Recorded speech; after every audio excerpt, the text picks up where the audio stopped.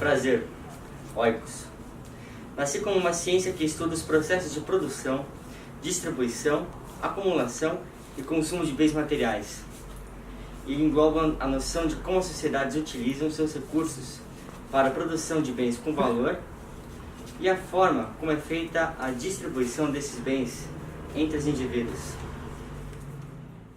Sempre estive presente durante a história dos humanos, que nunca poderiam viver sem mim. Desenvolvi-me conforme a passagem do tempo e vi o crescimento e expansão da espécie pelo mundo, sobrevivendo em função da minha presença e dos meus números. A Grécia, juntamente com Roma, foi um dos primeiros lugares a notarem-me. Faziam agricultura e comércio marítimo entre cidades-estados. A sobrevivência, pode-se dizer, é uma das primeiras forças que movem os seres, quaisquer que sejam, e a produção agrícola era uma das maiores fontes de alimento. Com o tempo me desenvolvi e passei a ter como uma das minhas maiores características a moeda.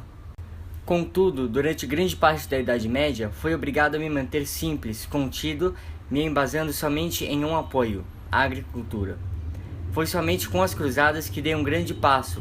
Elas contribuíram para o restabelecimento das relações entre o Ocidente e o Oriente e para a abertura do mar Mediterrâneo aos mercadores da Europa Ocidental.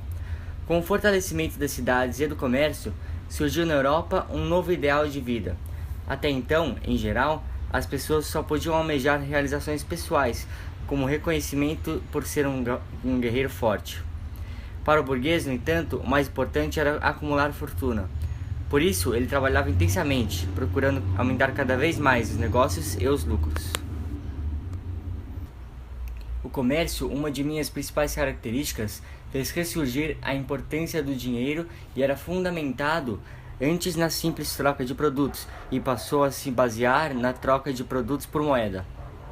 O próprio mercador, precisando de dinheiro para viajar e comprar mercadorias, começou a pedi-lo emprestado, propiciando o desenvolvimento das casas bancárias. Como o tempo passa e as coisas mudam.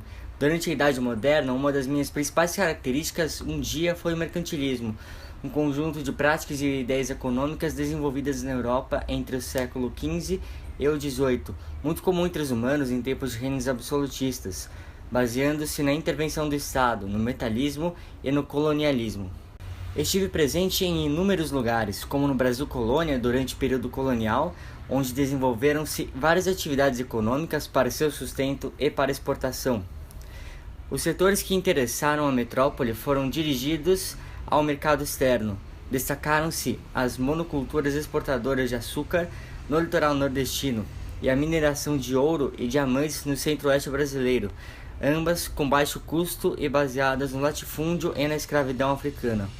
Já durante o primeiro reinado brasileiro, ora oscilava na comercialização de produtos como algodão, açúcar e tabaco, cujo preço e exportação estavam a cair, ora me expandia como a comercialização do café.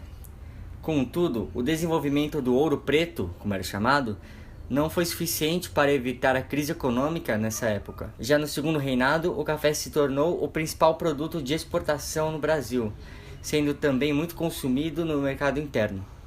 Um momento que me marcou para sempre foi a Revolução Industrial, na segunda metade do século XVIII, quando a tecnologia conduziu a um aumento vertiginoso da produção com a utilização de equipamentos mais sofisticados e o advento das máquinas, que funcionavam de forma integrada, garantindo uma grande variedade de mercadorias. Foi aí que mudei minha maneira de pensar e agir. Nasciam então as ideias do liberalismo, uma de minhas formas atuais, onde o indivíduo deve ser livre para atender a seus interesses privados. Tal liberdade é útil à sociedade, na medida em que sua atividade gera renda e cria empregos, contribuindo assim para a riqueza das nações. Um grande pensador era meu grande parceiro, Adam Smith. E então vi a Primeira Guerra, vi a morte.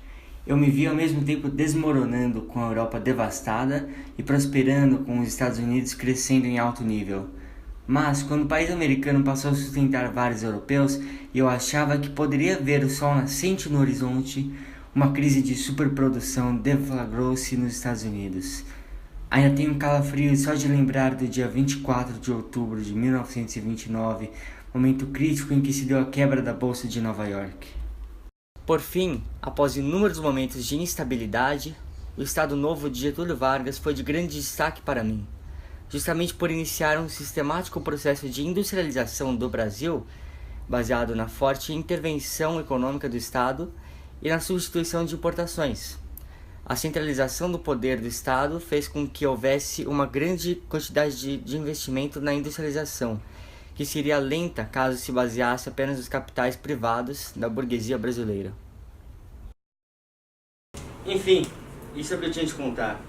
Eu adoraria tomar mais do seu tempo, assim como estou habituado a tomar sua alma e convertê-la em algarismos. Mas este belo e longo processo histórico deve continuar.